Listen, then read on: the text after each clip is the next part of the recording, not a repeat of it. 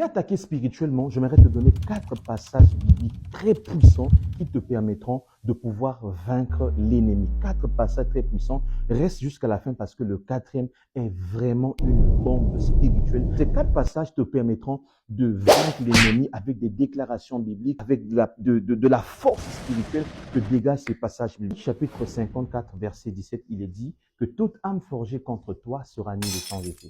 Dans une autre version, il est dit que toute âme préparée contre toi ne réussira pas. Alors ce passage est puissant, ça nous montre combien le diable peut avoir toutes les âmes qu'il faut. Il peut avoir des épées spirituelles, des flèches spirituelles qu'il a préparées contre toi. Ça ne va jamais réussir, ça ne va jamais prospérer. C'est dans une autre version qu'il est dit que ça ne prospérera pas. Alors, ce passage, pendant des moments de bataille, tu peux reciter ce passage en disant que toute âme forgée contre moi, toute âme préparée contre ma famille, cela ne va jamais réussir. Alors, peu importe l'arsenal du diable, cela ne peut pas avoir de l'effet dans ta vie. Un passage, c'est pour Psaume 91, verset 3. La Bible dit, Dieu est celui qui nous délivre du filet de l'oiseleur. L'oiseleur, c'est l'ennemi. Alors, l'oiseleur, dans le sens physique, c'est une personne expérimentée qui a de la ruse, qui est là, qui fait des pièges pour pouvoir prendre des oiseaux. Alors l'ennemi est là, souvent dans le combat spirituel, il sera là en train de mettre des pièges, ainsi de suite, pour pouvoir t'empêcher de rentrer en possession de ta bénédiction ou de quelque chose que le Seigneur a prévu.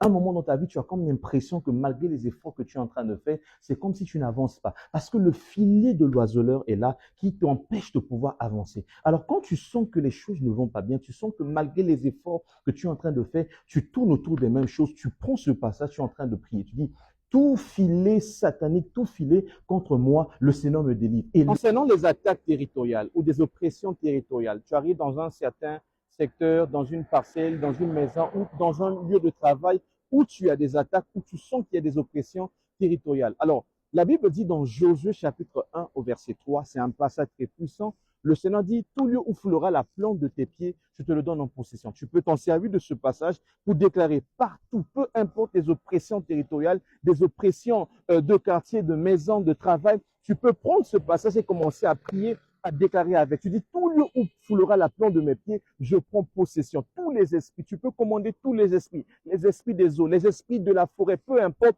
tu prends possession avec ce passage. De Josué 19 dit, voici je vous ai donné le pouvoir de marcher sur les serpents, les scorpions et sur toute la puissance de l'ennemi. J'aime ce passage. La Bible dit, je vous ai donné le pouvoir de marcher sur les serpents et sur les scorpions. Mais je me pose la question, pourquoi est-ce que la Bible précise et parle du serpent et du scorpion? La Bible ne parle pas de l'hibou, la Bible ne parle pas du lion. Il y a beaucoup d'animaux qui sont des animaux qui sont agressifs. Mais la Bible est en train de parler des serpents et des